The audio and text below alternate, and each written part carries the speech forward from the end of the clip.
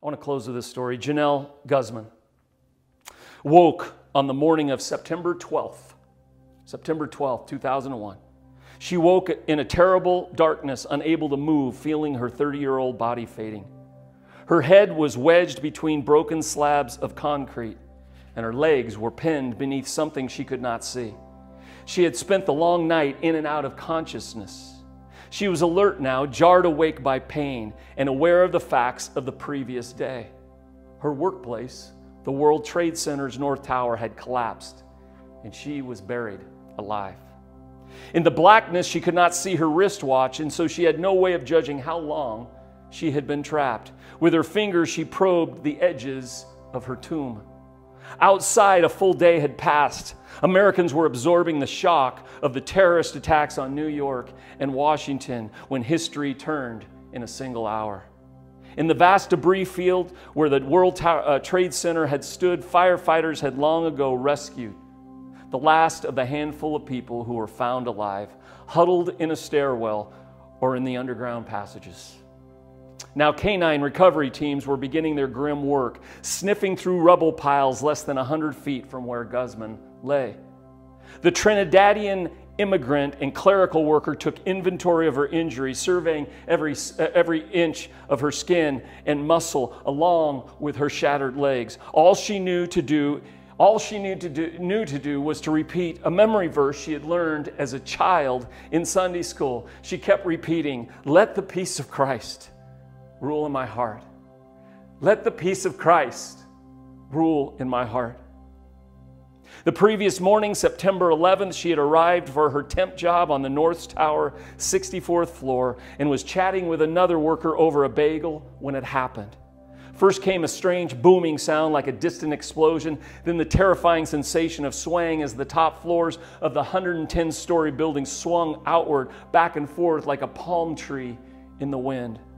When smoke began coming from the elevator shaft, she joined a group of stragglers headed down towards one of the emergency stairwells.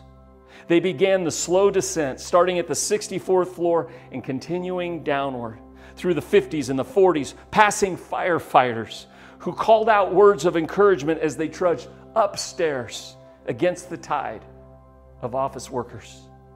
Her group had made it to the 13th floor when Guzman decided that her heels had to go. She paused, stooped down long enough to slip off one shoe, and as she did, the walls of the stairwell exploded around her. The stairs disappeared, along with the walls and the railings and the people.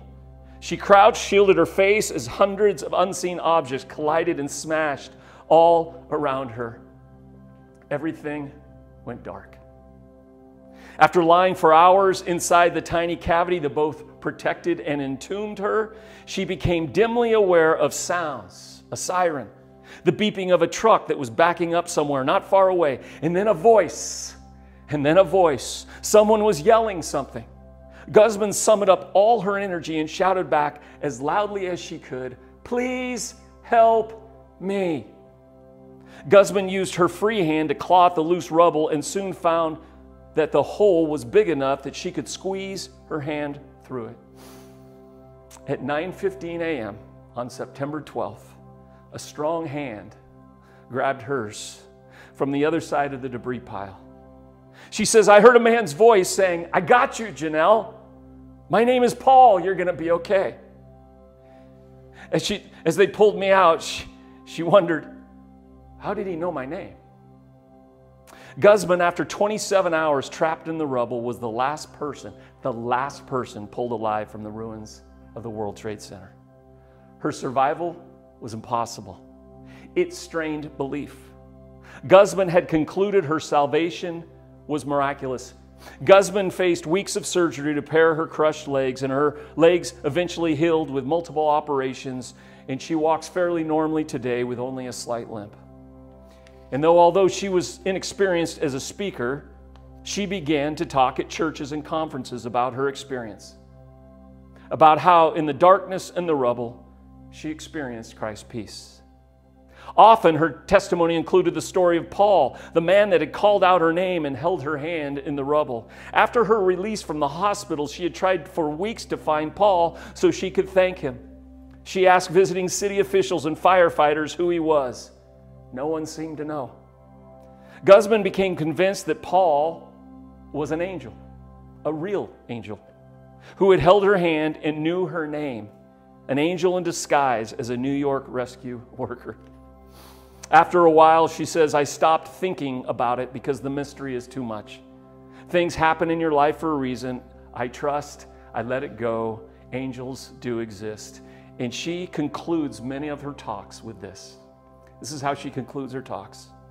She says, I started that day in the Twin Towers, September 11th. I was a worried, scattered, fearful, a little bit selfish, distracted woman. Yet trapped in the rubble, not knowing if I would live, I cried out and I experienced the peace of Christ and an angel. I truly believe today that nothing can separate me from the love of Christ. Genelle Guzman's story reminds us today, friends, the peace of Christ is the settled assurance that because of God's care and God's competence, this universe is a perfectly safe place for you and I to be.